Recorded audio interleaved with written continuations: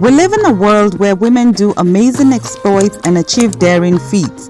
In northern Nigeria, where I'm from, we barely get to hear or see these achievements from women of then and now. What if you could know more, see more, and break the ice with your favorite female achievers and mentors? Well, you've got it now. Feel the emotions, the courage, the fears, the pain, the sacrifice, and of course, the success. I am Asma Gambo, and this is the Touchbearer. Ride along with me. We are live. Welcome to another exciting episode of the Touchbearer.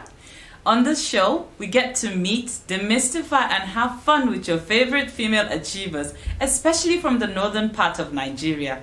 I am Asma Gambo, your delectable host. Today, we have a renowned photographer and a filmmaker who is a girl child advocate. She's also the current Special Advisor, Digital Communication Strategy to the Federal Minister of Finance, Budget and National Planning. Her name is Aisha Augie-Kuta. Before we bring her on, let's take a look at a short spotlight on her life.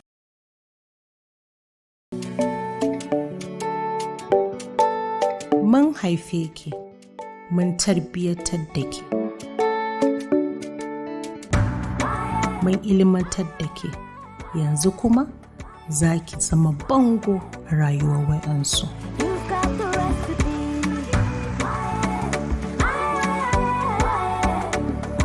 Taskira, asirin mai ɗaki. Aisha Augie-Kuta was born into the family of late Senator Adamu Baba Augie and Justice Amina Augie at Zaria, Kaduna State. She became interested in photography when her father gave her a camera at a young age. Aisha Augie-Kuta received a bachelor's degree in mass communication from Ahmadu Bello University, Zaria, and a master's in media and communication at Pan-African University, Lagos, now Pan-Atlantic University. She is a wife and a mother of 3 adorable kids. She has a certificate in digital filmmaking from the New York Film Academy and curating contemporary art exhibitions from the Chelsea College of Arts, London, UK. Aisha Augie-Kuta became an associate for the Nigeria Leadership Initiative (NLI) in May 2011. She is also the Vice President of Women in Film and Television in Nigeria, the West African chapter of the US-based network. She co-founded the Photo Wagon, a Nigerian photography collective, in 2009. She has made contributions toward girl child and youth development and nation building. She has been a frequent facilitator at the annual gathering of photographers, Nigeria Photography Expo and Conference, a panelist and speaker at various events, and has spoken at TEDx events in Nigeria.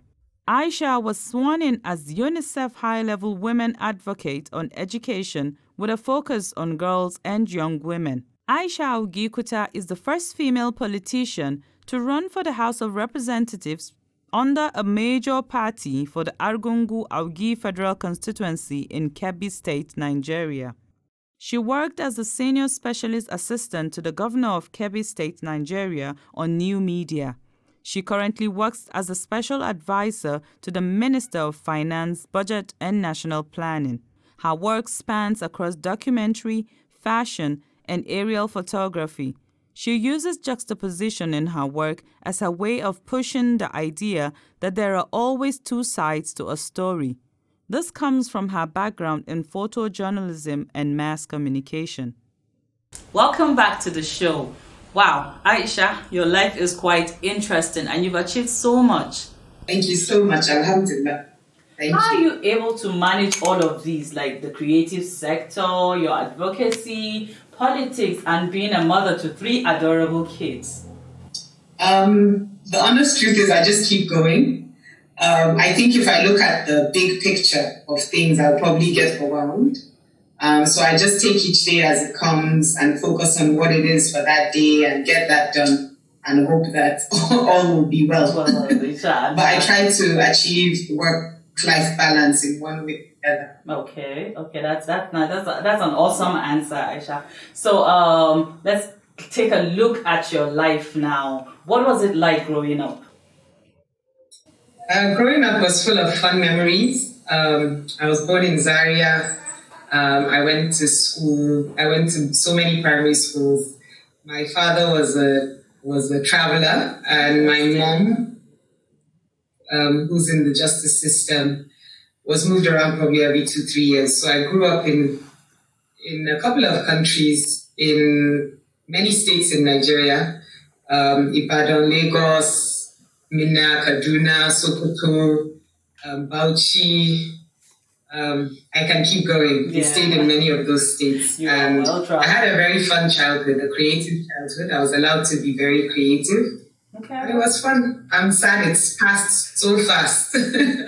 That is old age has caught up. Well, old age. Wow, when old age, you still look beautiful. That sounds interesting. You know what is funny? You just said something like, you're still beautiful. We need to stop thinking that old age comes with ugliness. True. Very true. Thank you for that correction.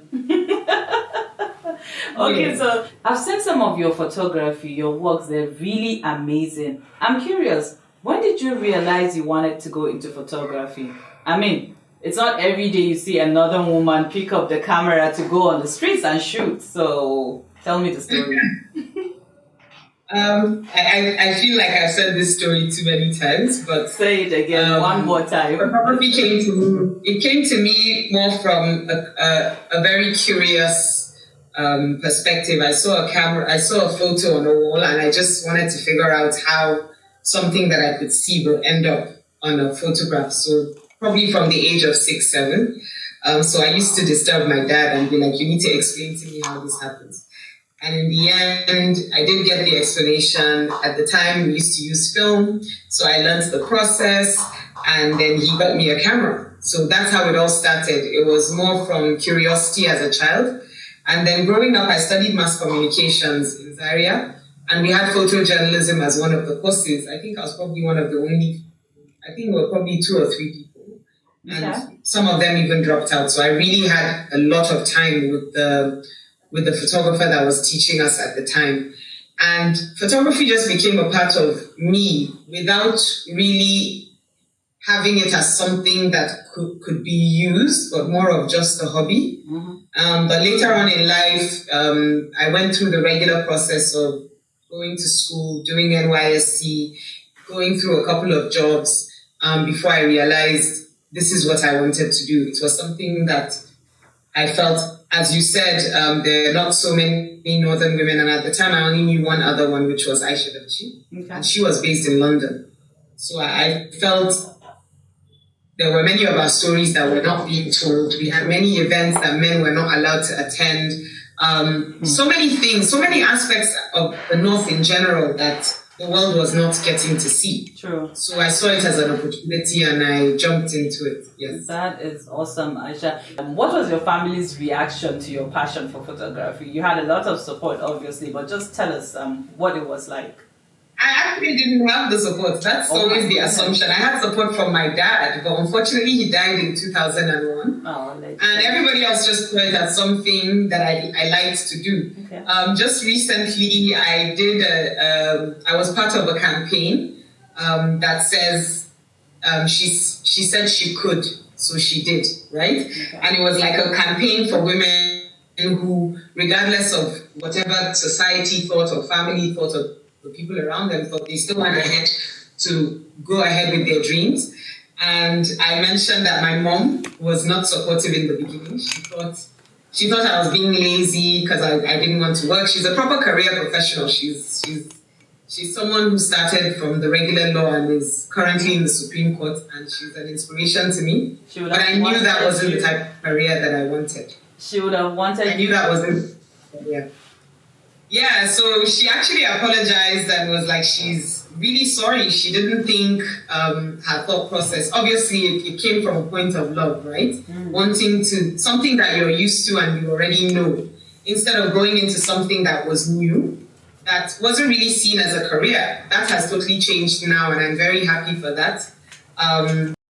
But being a female, for me, has always been from the thought process that the camera doesn't know whether you're a girl or a boy. And I say this a lot in all my interviews. It doesn't matter. It's like driving a car. Mm-hmm. The car is not going to know if you're female or male, yes, or whatever gender you decide to be. Mm-hmm. So yeah, I just focused on that and I kept going. So my family came on board after the fact, after I proved myself. As it is the custom, always we have to prove ourselves before everyone joins us. But I'm glad that everybody came around and it came out well for you, Aisha. So you won the Creative Artist of the Year at the Future Awards in 2011. What did that feel like? 11 years ago. What did it feel like? I'm sure you still remember. I do. I do.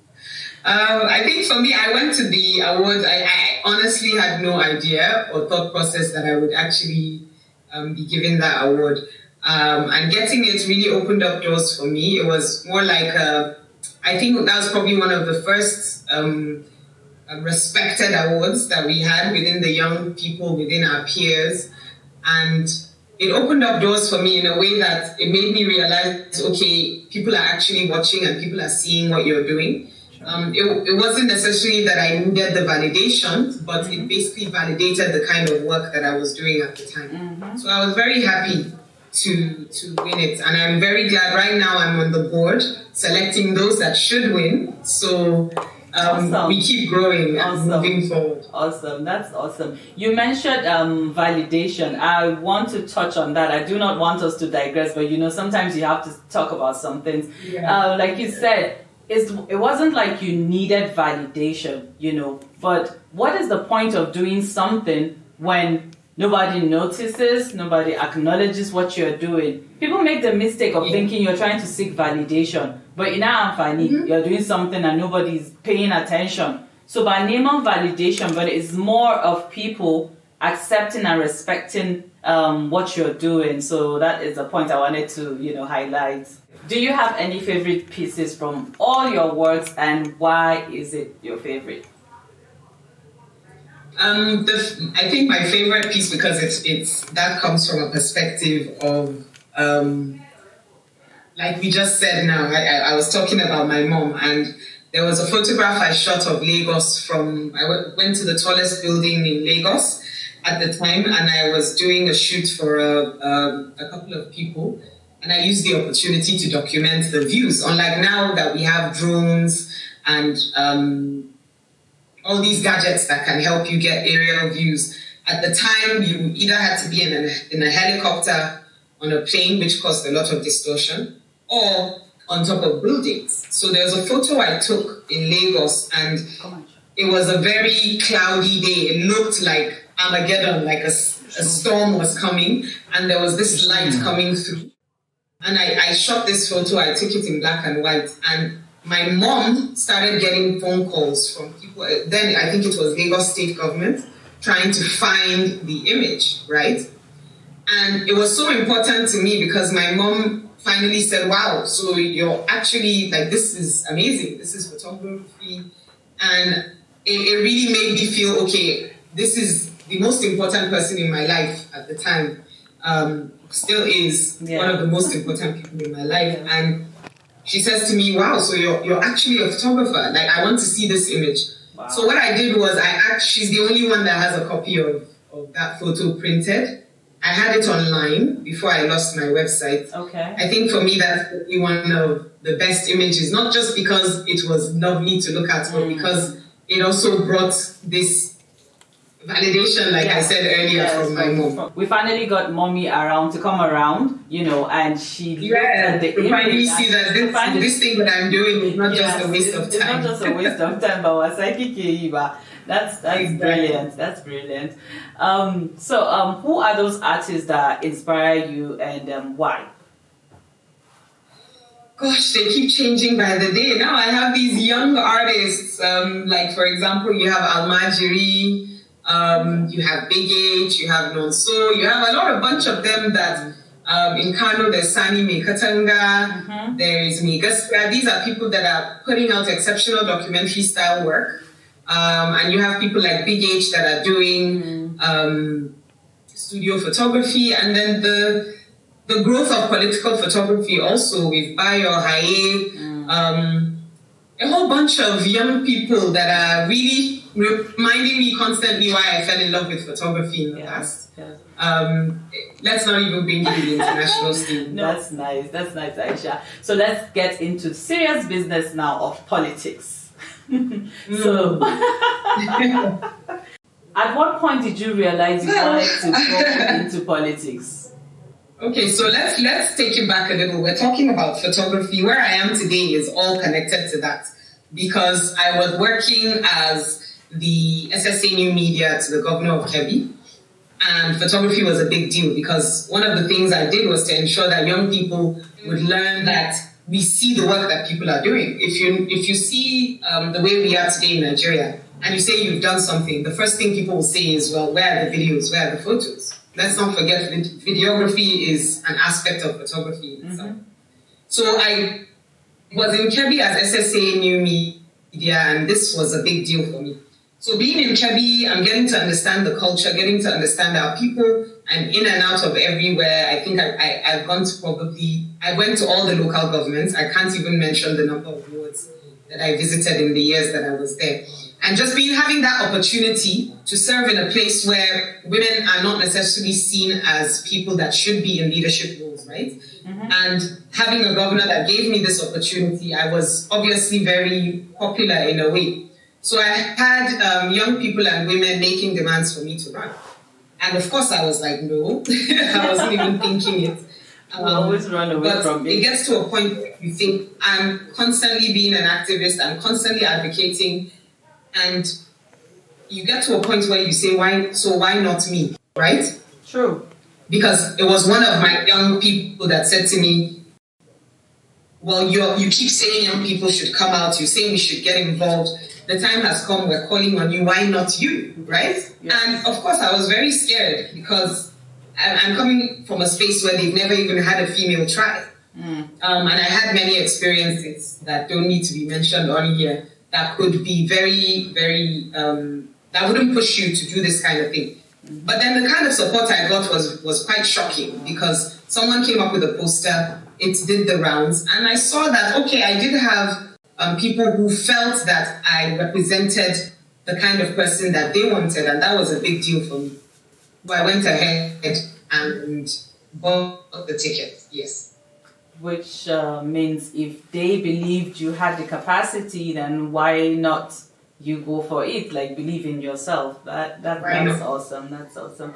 So, did anybody from your family, let's say your dad now, did his political affiliation influence this decision for you to go into politics? Was there somewhere? Well, not really. If I'm going to look based on my past and the political life that I saw as a child, it wasn't something enticing. It's not something that I wanted to be involved in. But growing up and being in the system, you start looking at things differently. When you're outside, it's easy to talk. It's easy to say, why is this not happening? What kind of useless policy is this? This leader is useless. Things like that. But when you're in the system, you now get to see the melting pot. You see that citizens have their own role, the leaders have their own role. And if we don't have a balance, we can't win, ever, right? Sure. So for me, it was like, I know that I was adding my own level of value. I had changed people's lives that I saw, physically could see. There were changes that I brought and thought processes that, based on my travels and experiences in life, that some of these young people and women, because they never even leave some of the local governments that they're in, they don't have a choice. But I'm able to bring this to them to say, okay, these are the potentials.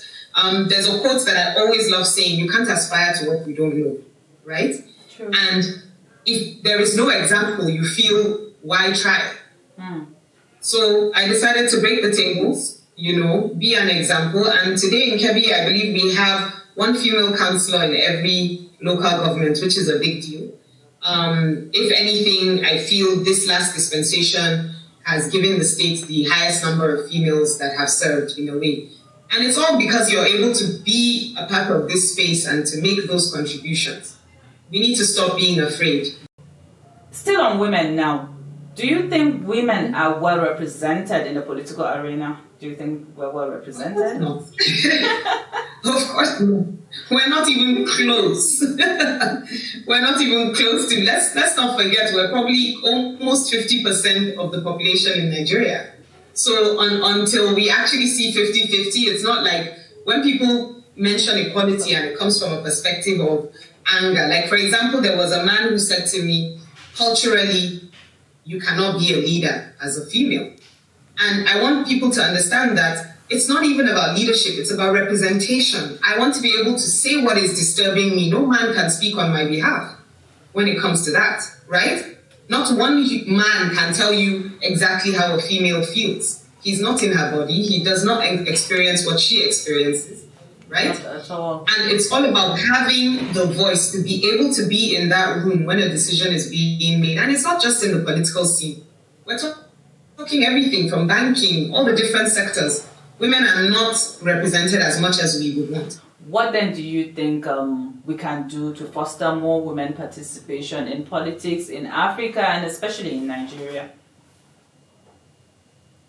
Well, a lot of mentorship, opening up. So there's spaces where even when you give people to apply, so I have people that will send me job opportunities and say, well, we're trying to find a woman, right? Mm-hmm. And we don't have anybody. But the fact that they're going the extra mile to look for, so they're like, do you know anybody? Do you have anybody you want to recommend and things like that? So I think in every organization, if we can have that gender mindset, I'll give an example. My current boss is the Minister of Finance, Budget and National Planning, and she's a female, right? Mm-hmm. And when you ask her what's the difference she's made as a woman or for women, one of the major things is we now look at budgeting from a gender lens. Any budget that comes to the office must be seen. How does this include or remove women from the factor from being able to achieve things within the budget? And that cuts across. It's not just women, gender, male, female, the boy child, girl child. How do we find and achieve a balance even when we're budgeting for the country? And in these kind of situations, having a female at the helm of affairs is what brought this aspect. And it's a legacy that I feel she will be leaving behind, because it changes the way we do things in the country. So I think it's just being able to look out for opportunities. I know Next Bank, for example, has funding and support for women who want to be exporters, yes. Right? Yes. And this is them being deliberate. And so we need more things being done in a deliberate manner.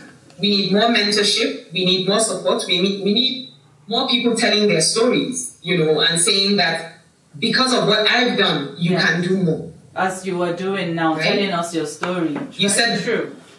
If we're able to just create these avenues and say, listen, we're open to this. What do we even need? The world has said 35%. We've not been able to achieve 35%.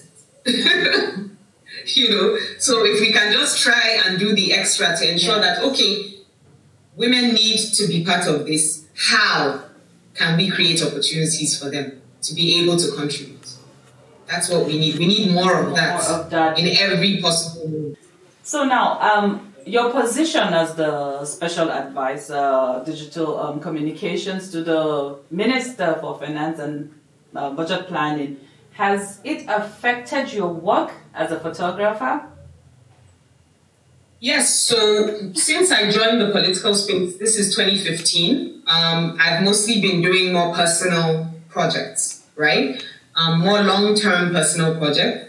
I don't have time in the day-to-day. I still, run around with my camera whenever I can. I don't think this is something that would ever leave me. I'm sure I would retire as long as my hands are still functional. Can you tell us what has been your most challenging experience on the field, especially on your girl-child advocacy work? Well, the number one challenge, obviously, is getting parents on board. Places that they don't really value education in a way. You have to explain to them why it's important for their daughters to go to school. So we have examples where a man says, I don't want my daughter to be seen by a male doctor, right? Yeah. And one of the things that we put to them is, well, if you don't let your daughter go to school, you're never going to get female doctors, right? Yes. To check your wife or your child. So one of the major things for advocacy for girl-child education is making the family, the society understand the value that they could add, right? Mm-hmm. Whether it's economically, socially, mentally, because the world has changed. Education is changing and it's evolving, the way that we do things. So even when it comes to skill acquisition, you're looking at ways to let them know, please let these young girls go out there, right? We have a very high number of out of school children. Poverty is the number one reason, because many parents would rather send their kids to hawk or to go beg for money, especially in the north. So that's really a problem.